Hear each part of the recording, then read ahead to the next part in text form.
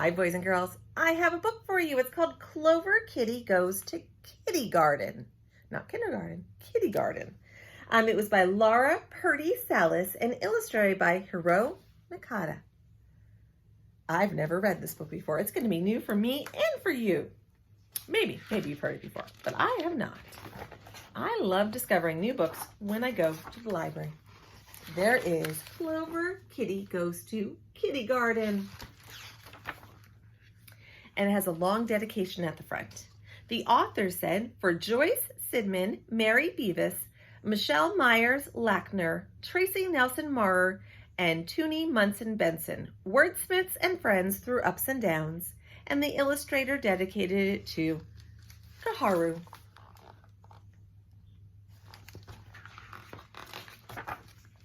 Clover Kitty liked calm things, knitting mittens, nibbling kibble, catnapping on a warm floor.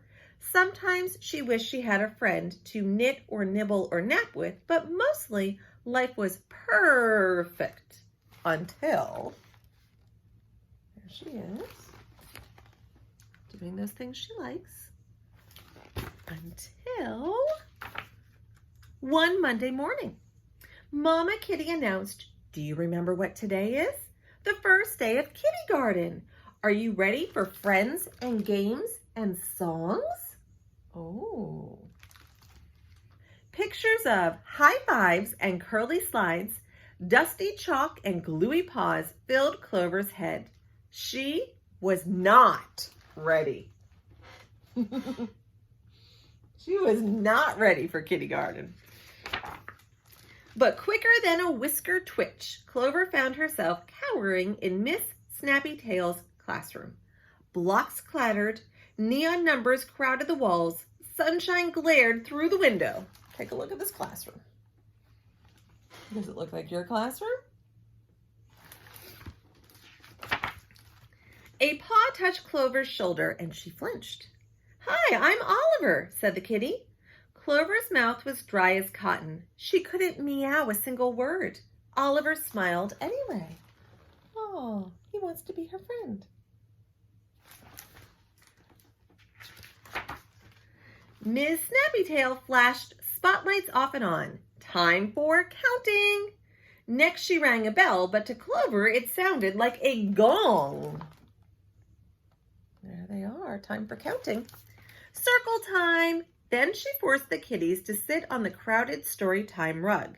Kittygarten was a catastrophe, but we call it a cat-astrophe. I don't know. I like counting time. I like circle time.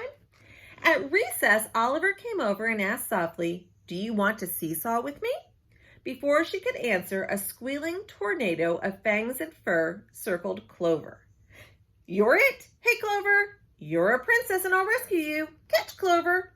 Clover looked blank. She shrank. Clover's heart sank.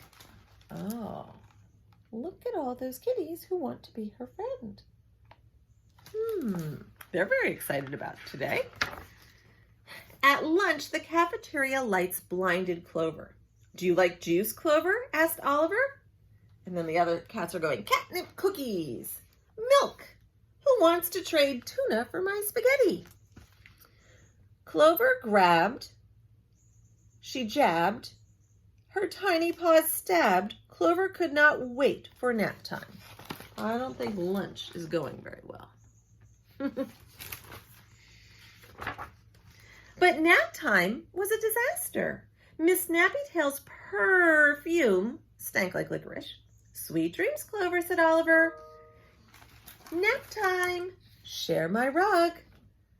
Rock-a-bye kitty into the treetop. A treetop? Clover's belly swayed and she couldn't sleep on her scratchy mat. She tried, she sighed. Clover Kitty quietly cried. School felt 9 lives long. Maybe 10. After nap time, Miss Snappytail marched the kitties through school like prisoners. A tail touched Clover's face in her personal space, and that was it. Oh, there they go. It looks like maybe they were having dress-up time. Unless they were all dressed like that before. I don't think so. Clover spit, she bit, she threw a fur-flying hissy fit. I quit, Clover fled. See you tomorrow, Clover. See you tomorrow? Asked Oliver. Oh, she's had enough. It took Clover forever to reach home. You look like you had an exciting day, said Mama. Then her whiskers drooped. Are you okay, Clover? Oh, Clover does not look okay.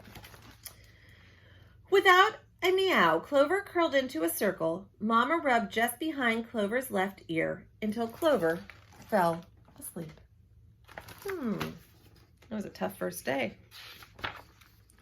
Tuesday morning, Clover said, Mama, I feel sick from icky catnip cookies. All right, said Mama. No Kittygarten today. Clover snoozed all morning in her soothing room. Later, Oliver Kitty stopped by. We miss Clover, he said to Mama. She's resting, said Mama. You'll see her tomorrow. Clover was playing checkers alone in her closet. She won. Whew, she said when Oliver left. See her? I don't know how you play checkers by yourself. Wednesday morning, Clover was still sick. Are you sure, Mama asked. I'm sure, said Clover. Oliver came back that afternoon. Mama said, Clover is still resting, but you may say hi. Oliver searched Clover's room, but Clover was not there. When Oliver gave up and left, Clover sighed in relief, although a hollow twinge twanged in her chest. She hid from her friend. Thursday morning, Clover was almost better. She almost coughed. I'm too sick for school, but I feel just well enough to seesaw. Are you sure? Mama asked. Positive, Clover said. Okay, but tomorrow you will go to Kittygarten, Clover said. Seesawing by herself had its ups and downs, mostly downs. Clover watched for Oliver. He didn't come. What would it be like to play with a friend, Clover wondered. But she did not miss Kittygarten. Did she? Oliver didn't come by on Thursday. On Friday morning, Clover was ready to try Kittygarten again. I'm so glad, Mama said.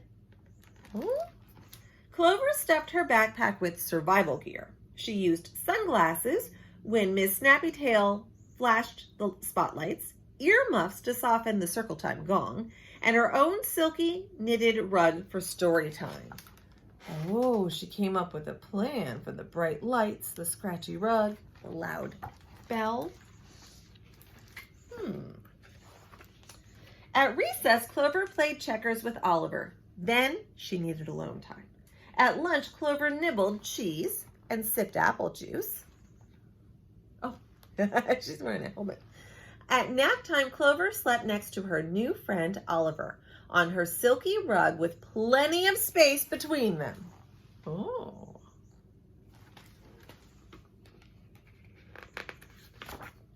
Clover's day wasn't perfect, but it was not a catastrophe.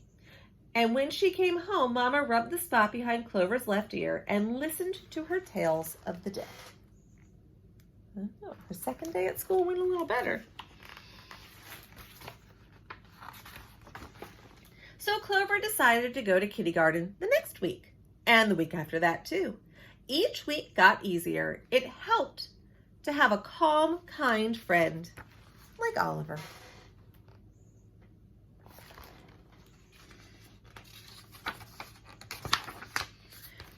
Meow-a-days. Clover can't wait to go to Kittygarten, and some days she can't wait to go home. Kittygarten has its ups and downs, mostly ups. All right. So boys and girls, if you were nervous about your first day or it didn't go as smoothly, remember, it gets better. Clover Kitty goes to Kittygarten. Thanks for reading.